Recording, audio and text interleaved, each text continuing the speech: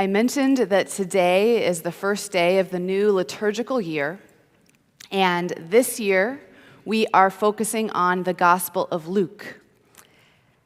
Our Gospel today is from the very beginning of Luke. So if you have not read through the book of Luke from front to end recently or ever, I want to remind you that this is the very first story. We start in verse 5. Verses 1 through 4 is the address where Luke tells Theophilus that he's writing this so that he might understand what has happened in these days. But verse 5, where our gospel reading begins, in the days of King Herod of Judea, that's the beginning of the story. That is the first sentence of the story of the Gospel of Luke. In the days of King Herod of Judea. Until this year, I had never really stopped to ponder the significance of that little clause at the beginning of the Gospel of Luke. In the days of King Herod of Judea.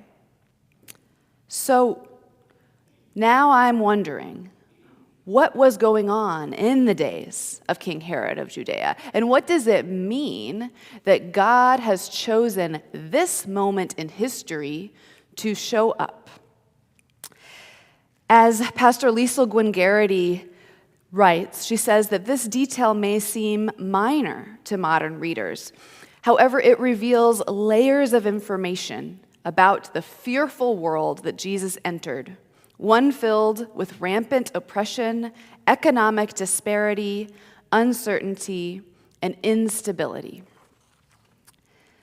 One of our resident historians here at St. Andrew, Steve Christensen, has recently reminded me just how awful King Herod really was.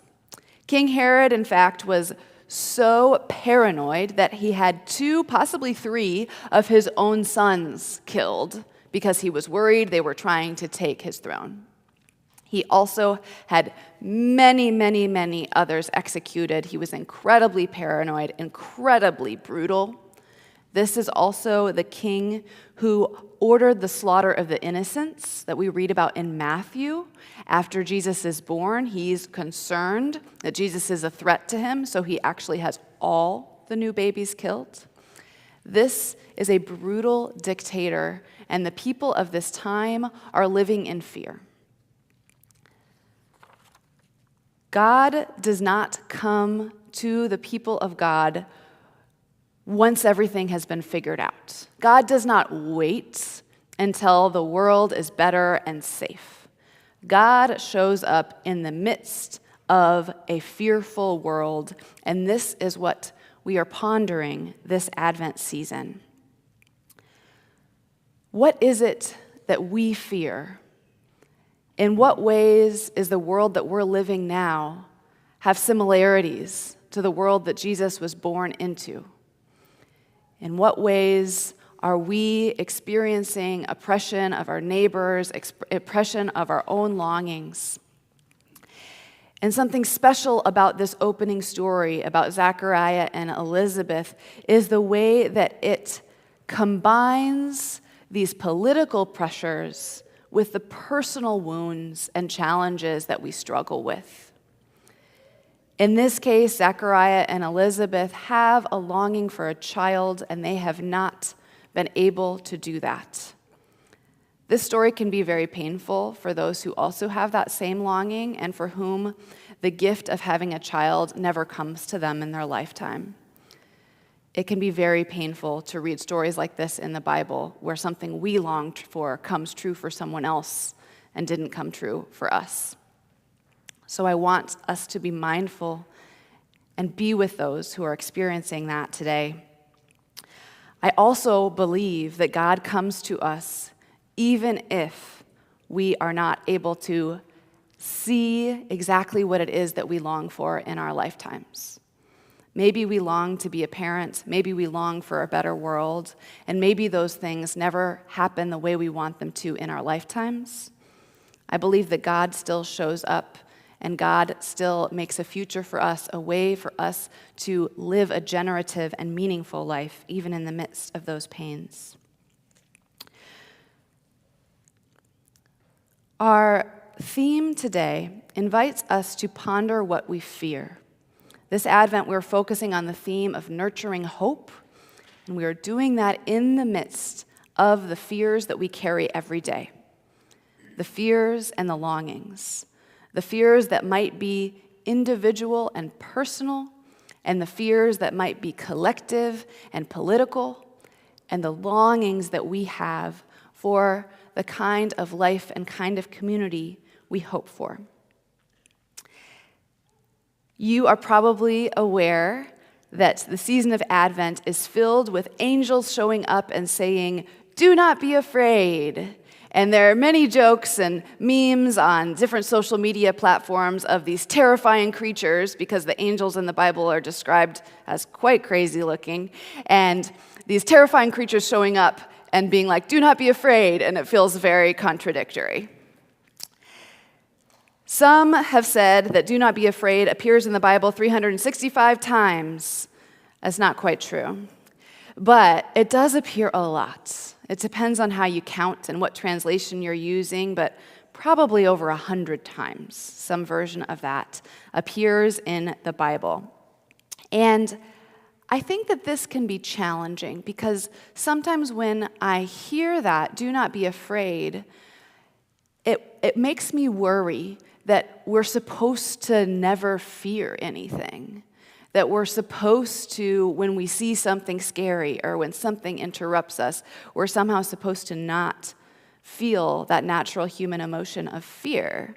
And I find that puzzling and challenging, and I don't want to push away those natural emotions. I really appreciate the scholarship by the Reverend Dr. Boo-young Lee. She is a Korean scholar, and she has written in her commentary about the words that are used for afraid in these passages. So she writes that in Luke's version here, the Greek word, which I don't know how to pronounce, it's something like tarasso here, that is feared. And it means that Zechariah was troubled, disturbed, or agitated. So this is a deep inner shaking, a disruption of the body and the spirit. It is the soul's recoil from the unexpected, the mind's clamor in the face of uncertainty, the body's trembling at the threshold of something that it cannot control. These are Dr. Lee's words, and she writes, "Fear in this context is not a failure. It is a natural human response to divine disruption." That resonates with me. Of course you would be afraid if you are alone in the temple lighting the incense and all of a sudden something unexpected happens, something out of your control. Then Dr. Lee refers us to the passage in John 14:27, where Jesus says, "Let not your hearts be troubled," tarasso, that same word. But then John goes on and says, "And do not be afraid." And this word for fear is a different Greek word. I don't know how to pronounce it, but deileio, something like that. It implies a shrinking of heart, a shrinking of the spirit. So this is a fear that inhibits action and diminishes courage. Dr. Lee writes, "Together, these words describe a fear that doesn't just visit us, but it settles. It shapes our posture towards the world."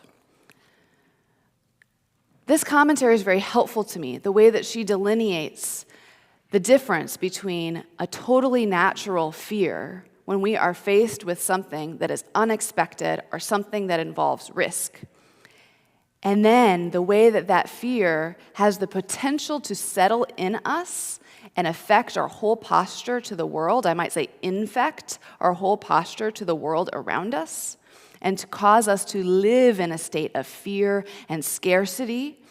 I believe that that is the kind of fear that leads us to distrust one another, to be skeptical, and leading even to hatred of the other. those that we don't understand. I believe that this is the kind of fear that is the root of racism and the root of fear, any kind of xenophobia. This is the kind of fear that leads to war. This is the kind of fear that does serious damage to our own hearts and to the world. Do not be afraid. I think that's the kind of fear that the angel is talking about. Do not live in a state of diminishment where your soul is so afraid you cannot reach out to those around us. And so, this season of Advent, we are invited to develop a relationship with fear that is different than the kind of fear that inhibits us and closes us off. I don't think that simply pushing the natural human reaction of fear to the side or stuffing it down, I don't think that that is the way to develop a healthy relationship with fear. Instead, during this season, I would like to invite you to open your hearts to the things that you do fear. Create space in your hearts for those things.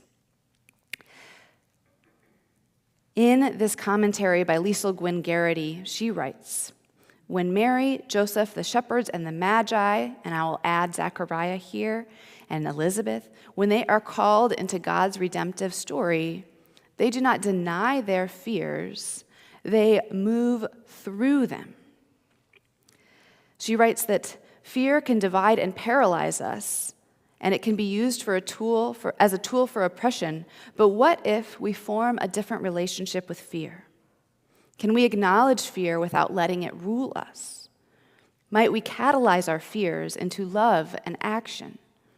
What if naming our fears helped us to see more clearly the way that God is breaking in and where God is at work? We are about to move into a time of contemplation, and during this time, I invite you, if you feel comfortable, to open your hearts up to the things that you fear, to let yourself feel and acknowledge the fears that are inside you. Not because we want to amplify those fears, but because we want to acknowledge and develop a different relationship with those fears. A relationship where we can hold those fears lovingly. And we can say thank you for this natural human reaction. And we can recognize the way that God meets us even in those fears and helps us to show up with courage and to move through those fears with bravery. In your bulletin, you will find different options for how to engage this time of contemplation. It's on page 7 in your bulletin. We have about 5 minutes where we will have music, and during this time, you are welcome to stay seated where you are. If you do that, you might choose to engage in a breath prayer. I showed you the calendar of breath prayers, and I have put one of them here in the bulletin. On the inhale, you say, when I am afraid, and on the exhale, God responds with presence. You can say that just to yourself silently and practice that breath prayer in your pew. Also in your pew, we were hoping to have the option of Visio Divina.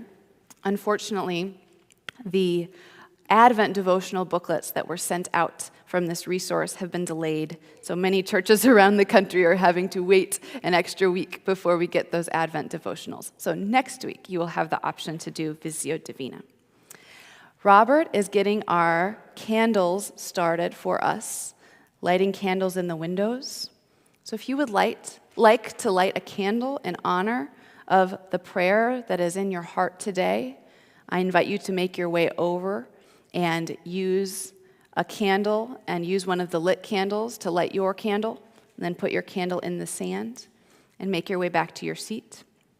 There's also the option to respond to a prompt. We have some blank pages in the back of your bulletin. You can do a little journaling. There are some prompts there if you would like to respond to the prompts, or if you would like to simply journal about your fears.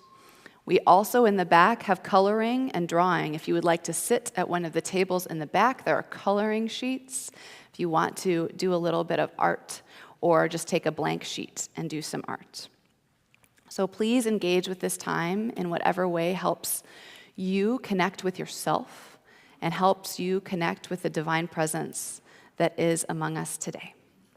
We will begin and end with the sounding of the singing bowl.